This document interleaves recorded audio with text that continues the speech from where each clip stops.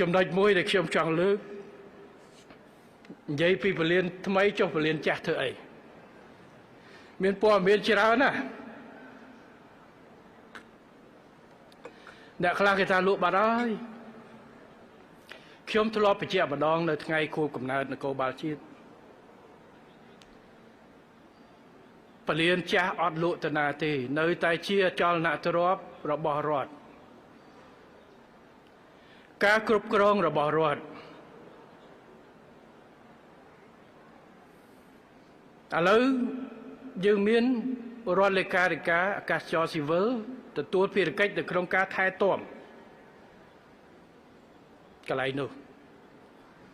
ថវិកាលើកថ្ងៃមុនមួយឆ្នាំ3លានគ្រាន់តែថែទាំទាំងសន្តិសុខទាំងអីទាំងអស់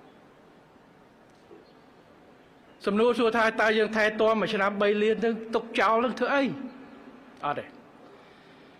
ឡូវអញ្ចេះទីមួយខ្ញុំសូមបញ្ជាក់អត់មានលក់ឲ្យឯកជនជារបស់រដ្ឋអត់មានផែនការលក់ទៅណាទេ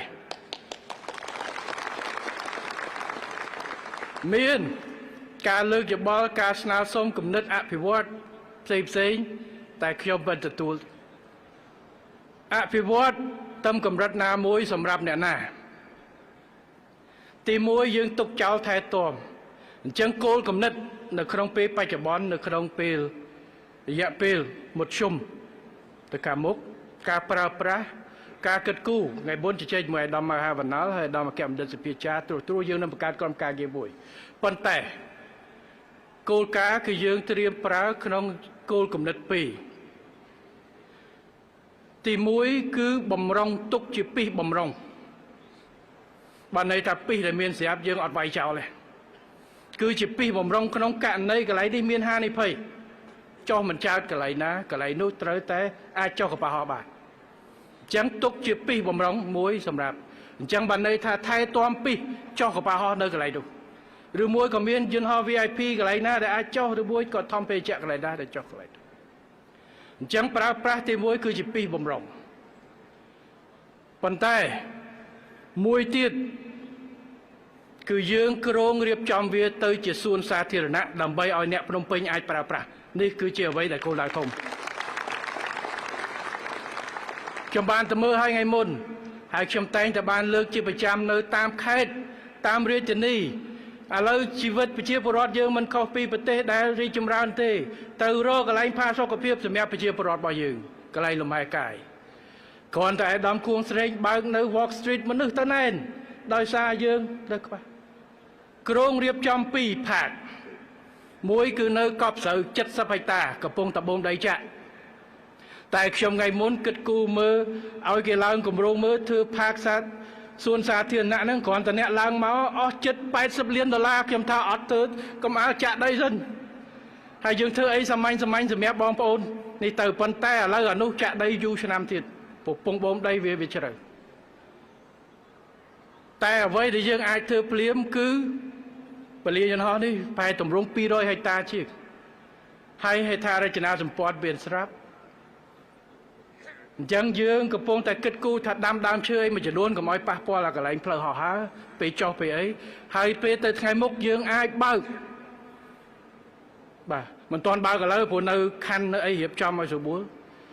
ដាំដើមឈើមួយចំនួនដើម្បីជាម្លប់បងប្អូនទៅលេងធ្វើ picnic អីនៅនោះ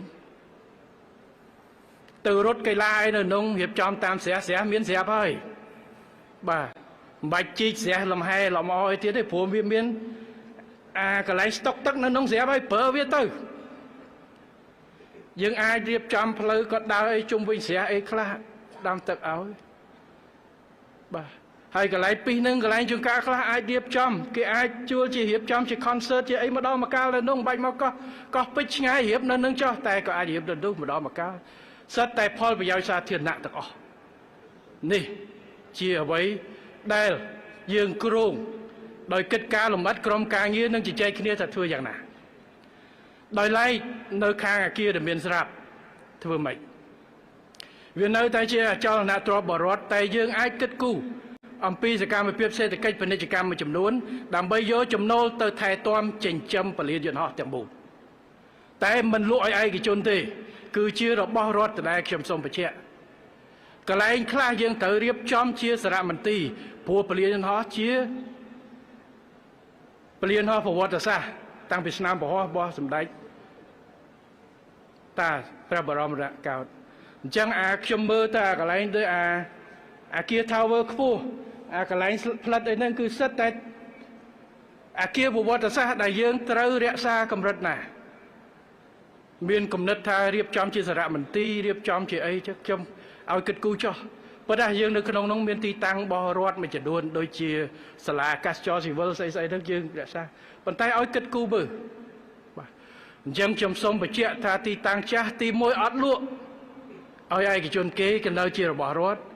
ការគ្រប់គ្រងប្រើប្រាស់កន្លែងធំគឺសម្រាប់ជាពីបំរុងបូកជាមួយនឹងរៀបចំជាសួនសាធារណៈសម្រាប់បងប្អូនប្រជាពលរដ្ឋទៅលេងនាំគ្រួសារទៅលេងទៅហាត់កីឡាអីនៅកន្លែងនោះសម្រាប់អ្នកភ្នំពេញទៅវាលធំបាទហើយយើងនឹងរៀបទីតាំងមួយចំនួនជាសកម្មភាពសេដ្ឋកិច្ចជាសារមន្ទីរជាអីដែលយើងអាចរៀបចំបានប៉ុន្តែទីតាំងទាំងមូលនៅតែជារបស់រដ្ឋអញ្ចឹងសូមអ្នកដែលវិភាគអ្នកដែលគិតគូរថាលក់ទៅនេះលក់ទៅនោះសូមឈប់ទៅនាយករដ្ឋមន្ត្រីប្រកាសហើយបាទនេះគឺជាអ្វីដែលយើងប្រើប្រាស់សម្រាប់ពលានចាស់